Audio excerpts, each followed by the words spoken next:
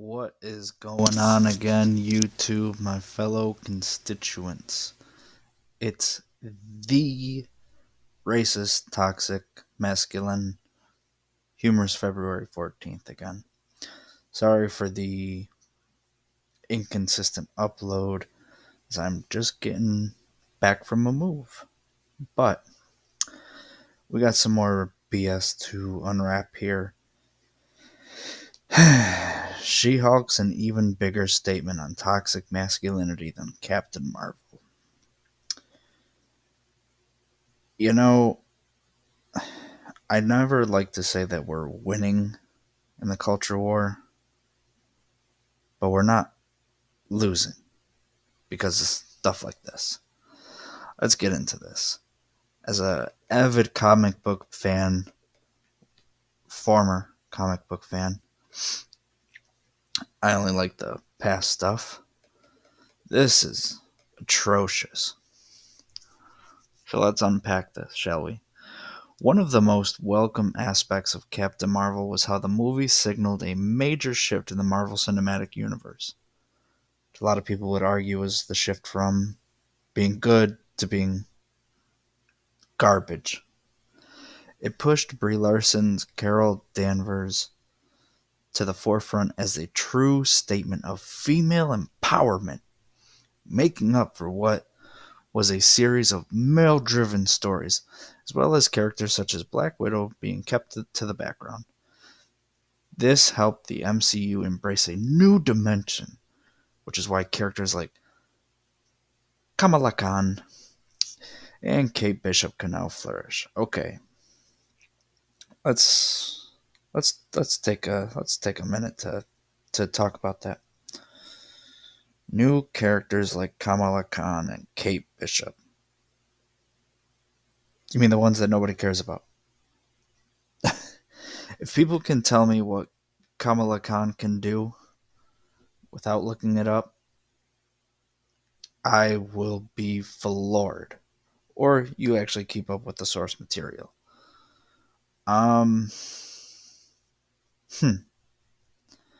Well, I find that to be a very funny statement, anyways, because I don't think anybody cared that they were male driven stories. They were just good stories. Because even in, and I'm not too big of a fan of this movie, but even, yeah, Black Panther was about T'Challa, but a lot of the emphasis was on the women as well. Like the Dora Milaje, who just have no jurisdiction whatsoever. His mother, what his mother was going through, Angela Bassett. I mean, these movies aren't. Same thing with all the Iron Man movies. Like, yeah, Tony was the hero, but a lot of the interweaved stories and plot lines had to do with him and Pepper's relationships. So just because it's not Wonder Woman doesn't mean, you know, doesn't mean anything. But I think the problem that they're missing here is she's not an original character. She is a tokenized reboot. She is a tokenized reboot. Even Carol Danvers took up a tokenized role. None of these characters were original.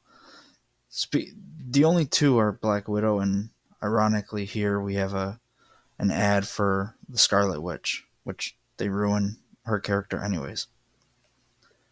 But let's unpack this stupidity. What also made it bold was how Captain Marvel subtly called out toxic masculinity, especially with Carol ascending in the military as a pilot. This prepped her for her future as arguably the most powerful Avenger. Uh, okay. It led to Larson herself pushing back against people who didn't like the idea of a female superhero being this powerful. Oh my god. Okay. So I mean that's there's too many arguments. I can't even I need a whiteboard for this to write down every single one. Or I might just need a Bible length book. Um Nobody really cared that she was a female. Um they just cared that all of a sudden she was the strongest Avenger. You know, this is the big problem with Marvel. This is what happens when you get too big.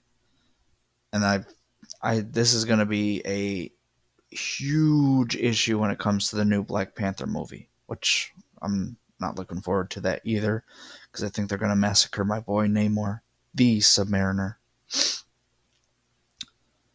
When you start to meddle with time, not as a plot device, but as literal setting, because Captain Marvel was in the 90s.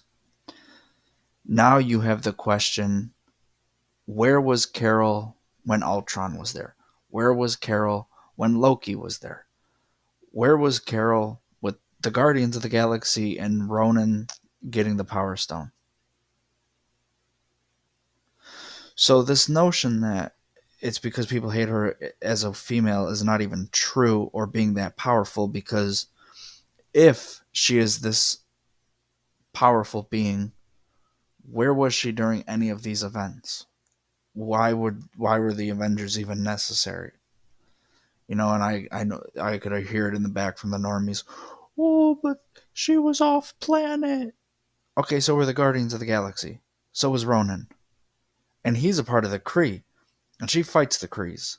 So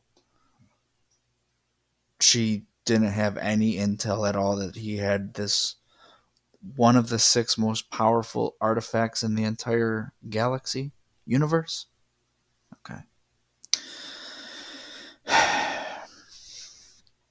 However, as powerful as Carol's journey was and still is, Disney Plus has kicked this philosophical rebellion up a notch with She-Hulk. Oh my god. Ah, it's a description of me. Misogynistic fans didn't like Larson off screen and on screen, taking issue with her demeanor and confidence. It was very ignorant, and a lot of it likely stemmed from a place of insecurity. Oh my god. I could hear. Who wrote this? Who wrote this? Ronaldo? Oh my boy. This guy. Okay, let's address this right here and now because this is halfway political. Nobody gives a flying fire truck whether you have a female or male protagonist. Now, because of how much you've pushed female protagonists, even if you have a good female protagonist, like if you transported Ripley in today's day and age, more than likely people are going to hate her because of Brie Larson and all these other female powerful heroes that have absolutely no flaws whatsoever. This is not indicative of real life. I mean, for the same reasons people would hate, for the same reasons that people hate these all powerful, flawless female heroes, they would hate a male hero the exact same. I mean, in a lot of ways why Superman is such a hard character to write for, because you have to figure out ways to make him flawed. Because if you don't, what's the conflict in a Superman story? Somebody's got kryptonite. Like what really is it? But what I really appreciated with BVS and Justice League was they made him flawed. Your actions resulted in these deaths. How can you atone for that? You tried to do the right thing, but the right thing had consequences. Characters like that, characters like this suck. like Brie Larson and She-Hulk eventually. Well, we'll get into her.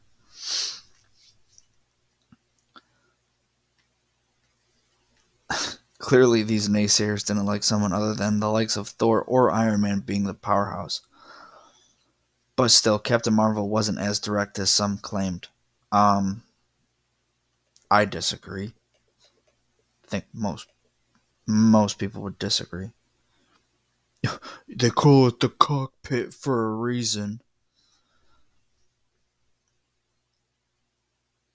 The criticism against the film had very little ground to stand on, and the reaction to Larson calling fans out was wildly disproportionate to an actor sticking up for herself and setting the stage for unapologetic female heroes to take the big and small screens down the line.